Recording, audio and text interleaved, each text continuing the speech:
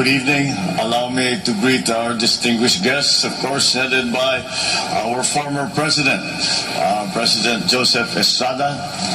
Ang tawag ko sa kanya, siya ang aking among tunay. Mula nung siya'y naging Pangulo, ang tawag ko kay Pangulong Erap ay ang aking among tunay. Hanggang ngayon, kahit tayo napalara na, boss, among tunay. Good to see you po. His Excellency, the Ambassador from the People's Republic of China, our good friend who has fostered so many relationships in the time that he has come as the representative of the People's Republic of China, His Excellency Ambassador Wang Zilian.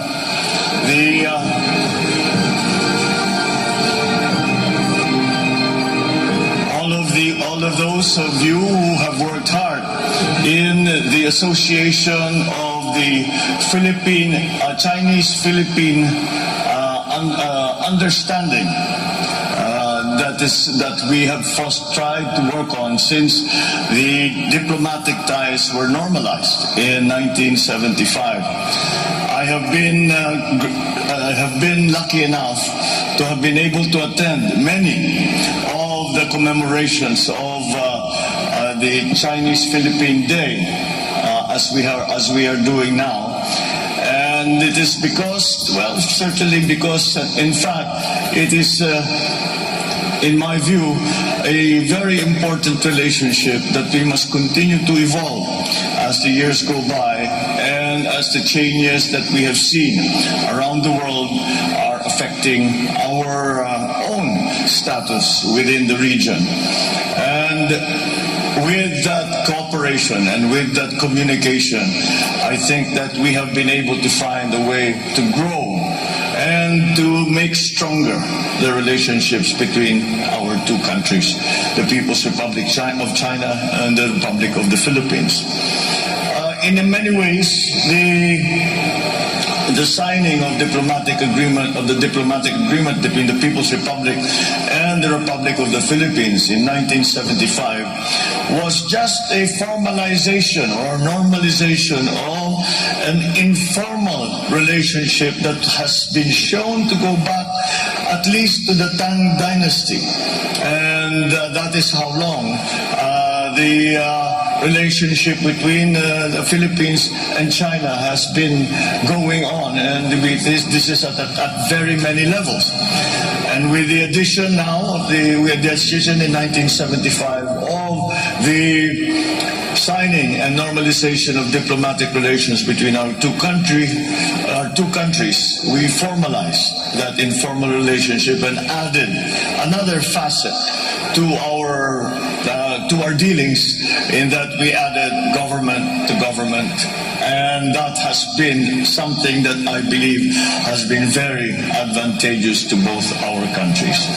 And so how do I see the future between China and the Philippines? I see the future of China and the Philippines developing in many ways that maybe we do not see now.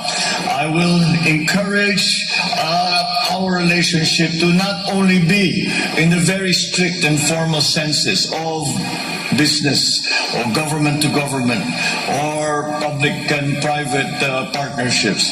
All of those we will encourage. But I learned a term in one of the conferences I was invited to in China, and it is a good term because it is, I believe, presents for us another opportunity to grow closer. And that term that I learned from the Chinese is people to people.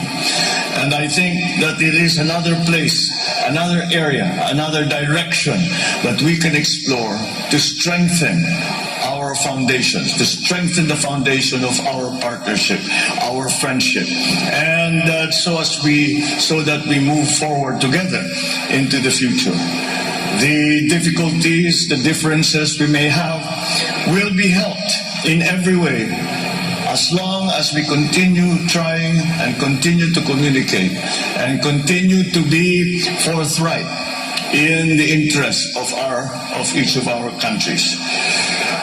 I am of the firm belief that as we try to make our way in the post-pandemic world, then that each country will not be able to thrive, to survive and to thrive by itself. We have developed such a close global community both in politics, both in diplomacy, also in business, and so that it is not possible any longer for a single country to make its own way and say that they will succeed. I truly believe that it is the partnerships and alliances that we as a country will make with our friends and allies and partners around the world that will keep the stability of our economic recovery. And I think that, again, the synergy that will come from that cooperation is what I believe will bring us forward to a bright future. And to come to the time in the day, come to the day when we can say we are beyond the pandemic crisis. We are beyond the economic crisis brought on by the pandemic. We can only do it. Certainly in the Philippines, we can only do it with our partners. And our strongest partner has always been, in that regard, our close neighbor and our good friend, the People's Republic of China. So I congratulate all of us. We in the Philippines are celebrating our 124th Independence Day. And together with that, we celebrate the 47th commemoration of the signing of diplomatic relations between the People's Republic of China. And it was both a form of independence, both our independence and both our signing with the People's Republic of China. It was our independence as well. Perhaps we will continue what President Duterte has started, what has been described as an independent foreign policy. And this is what we feel is best in the national interest. And I think it is to be advantageous not only to our friends in China, but to all our friends around the world. So with that in mind, I encourage you all to continue to work to strengthen these relationships. I add my congratulations to the awardees. I thank you all for putting in the Hall of Fame my mother, and I think I may be biased. I think it is just right because China cannot find a greater champion than my mother in the Philippines.